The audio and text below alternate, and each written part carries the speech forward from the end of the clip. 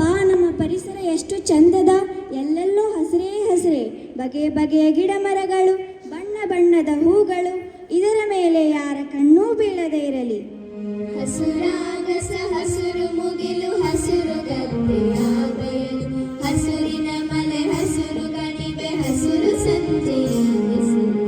ಹಸುರಾಗಸ ಹಸುರು ಮುಗಿಲು ಹಸುರು ಗದ್ದೆಯ ಬಯಲು, ಹಸುರಿನ ಮಲೆ ಹಸುರು ಕಣಿವೆ ಹಸುರು ಸಂಜೆಯ ಬಿಸಿಲು.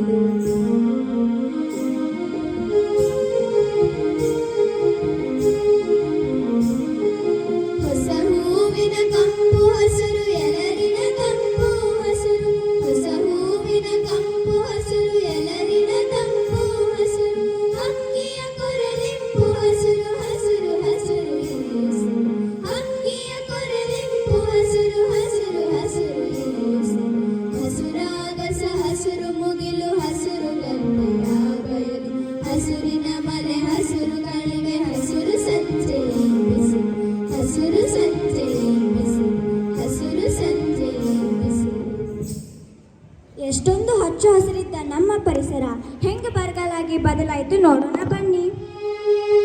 ನೀರಿಲ್ಲ ನೀರಿಲ್ಲ, ನದಿಗಳೆಲ್ಲ ಖಾಲಿ ಖಾಲಿ, ಕೊಳವೆ ಬಾವಿ ಎಲ್ಲ ಖಾಲಿ, ನಲ್ಲಿಗೆ ಮನೆ ಮನೆಗೆ ಎಂದು ಟ್ಯಾಂಕರ್ ನೀರೇ ಬೇಕೇ ಬೇಕು.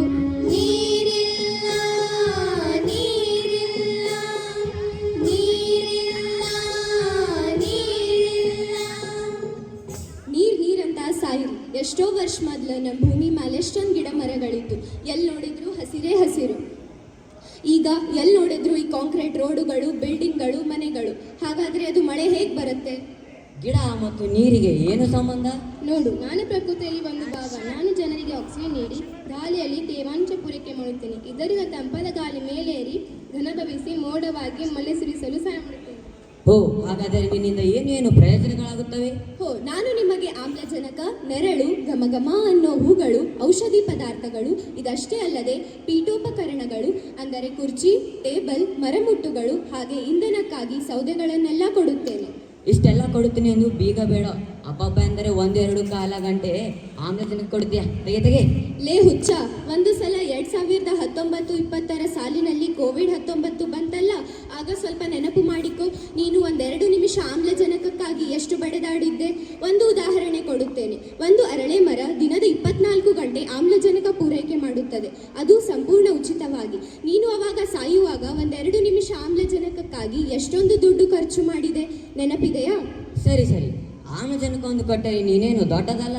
ಲೇ ಮನುಷ್ಯ, ಇದು ಅಲ್ಲದೆ ಮಳೆ ನೀರನ್ನು ಹೀರಿಕೊಂಡು ಅಂತರ್ಜಲದ ಮಟ್ಟ ಪೂರೈಕೆ ಮಾಡುತ್ತೇನೆ, ಪ್ರವಾಹವನ್ನು ಕಡಿಮೆ ಮಾಡುತ್ತೇನೆ, ಮಣ್ಣಿನ ಸವೆತ ಮಾನವರಿಗೆ ಸಂಪನ್ಮೂಲಗಳನ್ನು ಒದಗಿಸುತ್ತೇನೆ, ಜಾಗತಿಕ ತಾಪಮಾನವನ್ನು ಕಡಿಮೆ ಮಾಡುತ್ತೇನೆ, ನಿಮಗೆಲ್ಲರಿಗೂ ನೆರಳು ನೀಡುತ್ತೇನೆ. ಇಷ್ಟು ಸಾಕಾ?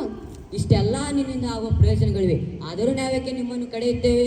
ನಿನ್ನ ಹಣದ ದಾಹ, ಆಧುನಿಕ ಜೀವನ ಶೈಲಿ, ಕಾಂಕ್ರೀಟ್ ರೋಡುಗಳ ಮೋಹದಿಂದ ಕಡಿತಾ ಹೋಗ್ತಾ ಇದೆ. ಅದು ಹೇಗೆ? ನಿನ್ನ ಹಣದ ದಾಹ ಮತ್ತು ನಗರಗಳ ವಿಸ್ತರಣೆಗಾಗಿ ಅರಣ್ಯ ಒತ್ತುವಿರಿ. ಒಂದಾನೊಂದು ಕಾಲದಲ್ಲಿ 21 ಕೆರೆಗಳಿದ್ದ ಬೆಂಗಳೂರು ಈಗ 1-2 ಹನಿ ನೀರಿಗಾಗಿ ಅಲೆದಾಡುತ್ತಿದೆ. ಹೌದು. ನಾನು ಇದನ್ನು ಸಾಕಷ್ಟು ಮಳೆಯನ್ನು ಧರಿಸಿ ನೀರಿನ ಪೂರೈಕೆ ಜೊತೆಗೆ ತಾಪಮಾನ ಕಡಿಮೆ ಮಾಡಲು ಸಹಾಯ ಮಾಡ್ತಾ ಇದ್ದೀನಿ. ನೀನು ಹೀಗೆ ಮಾಡ್ತಾ ಹೋದರೆ ಮುಂದೊಂದು ದಿನ ಎಲ್ಲ ಅಂದರೆ ನೀನು ಒಂದು ಕ್ಷಣ ಕಣ್ಣು ಮುಚ್ಚಿಕೋ, ನಾನು ನಿನಗೆ ದರ್ಶನ ಮಾಡುತ್ತೇನೆ. ಬರೀ ಬಿಸಿಲು, ಬರೀ ತಾಪ, ಸಾಕಪ್ಪ ಸಾಕು. ನೋಡು, ನೀನು ಮರಗಳನ್ನು ಹೀಗೆ ಕಡಿತಾ ಹೋದರೆ ಮುಂದಿನ ಪೀಳಿಗೆಗೆ ನೀನು ಕೊಡುವ ಬಹುಮಾನ ಇದೆ.